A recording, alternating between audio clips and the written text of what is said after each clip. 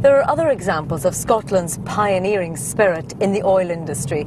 For instance, one of the things that I've discovered is that oil producers normally only extract a third of the oil from a reservoir and leave the rest. But in the North Sea, that convention's being thrown out. There's nothing normal about the oil off our coast. Petroleum engineer and chief executive of Oil Exco, Arthur Mulholland. The North Sea has been blessed with what we call some world-class source rock. But because they're such high quality, means that the amount of oil that you can recover from the reservoirs is also very high. Where I was trained in Western Canada, a good oil reservoir will give up about 30 to 35% of the oil in place, and that's all you're going to recover. But here, in the offshore here, it's substantially higher than that. You have reservoirs here that will give up 60 to 65% of the oil in place. And in some of the reservoirs, if you try to work the technology a little bit, you may be able to incrementally increase some even more than that. In the early 70s, the Forties field and its platforms were an engineering marvel. Today, the technology that's around is extending the life of these older oil fields. World-class geology and science, as well as a high oil price, means many fields are now being redeveloped. Capella Fester is leading a team dedicated to the future of the Forties field. It was discovered in the 60s, so it's been producing for a good number of years now. Estimates are that sort of 52% probably of what was there has been produced. So already, well beyond the 35 that you mentioned. But as we go forward, we find there is more and more opportunity, given the technology that we have, to go after oil in Forties. So we're working quite closely with Apache to look back at some of the history of Forties, of how the oil was produced and where it came from, with a view to starting to look forward and say, well, where is the oil now, and how can we approach this in a different way? How can we involve technology to make sure that we just get every last drop that is economically possible? BP discovered and owned the Forties field until 5 years ago. They'd taken the easy oil out, nearly 2.5 billion barrels, before they sold it to the American company Apache. Their chief executive is Jim Howes. Forties was definitely showing her age when Apache took it. At the time when it was sold, and this is in public records, and I'll speak in round terms, the proved developed reserves that were on the books were in the range of 150 million barrels.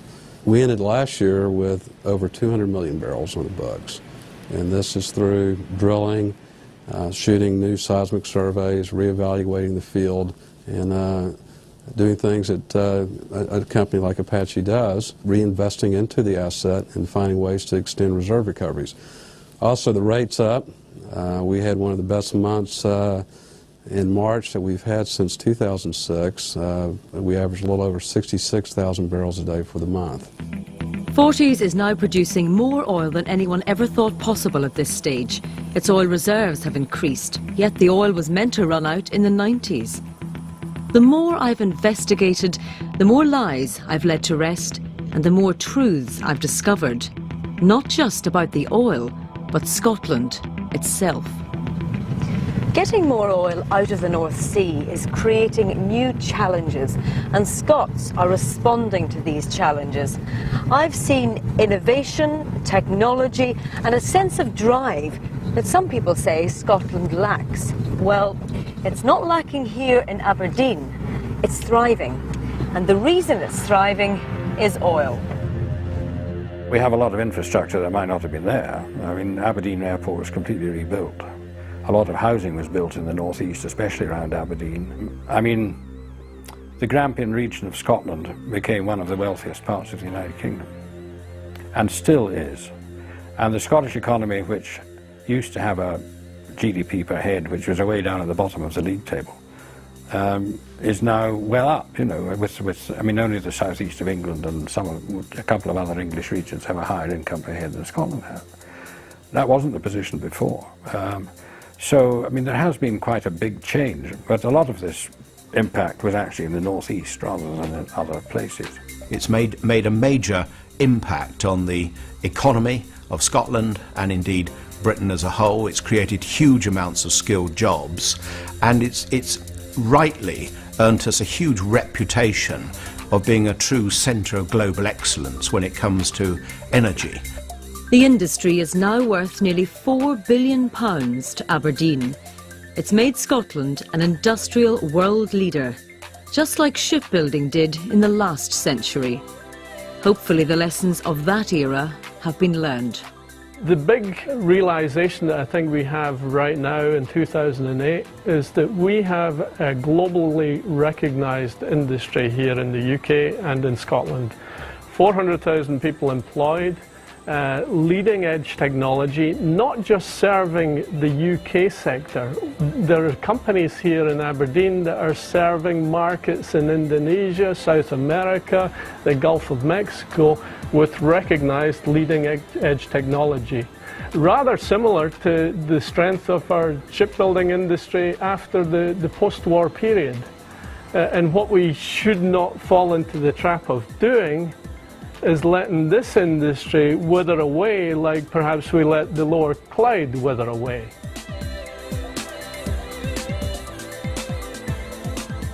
There's no doubt that oil has helped to shape Scotland's modern history, but the relationship seems to be changing.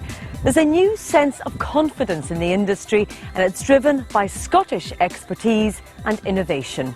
In the future, it looks like Scotland will be shaping oil. The first oil that was ever discovered in North America was in Ontario, Canada, and today what is a little town called Oil Springs, which is nearby another town called Petroleum. And the field is still on production. It makes about 130 barrels of oil per day. It went on production in 1858. So I guess that's the oldest oil field actually in the world, and it's still on production, so it hasn't closed.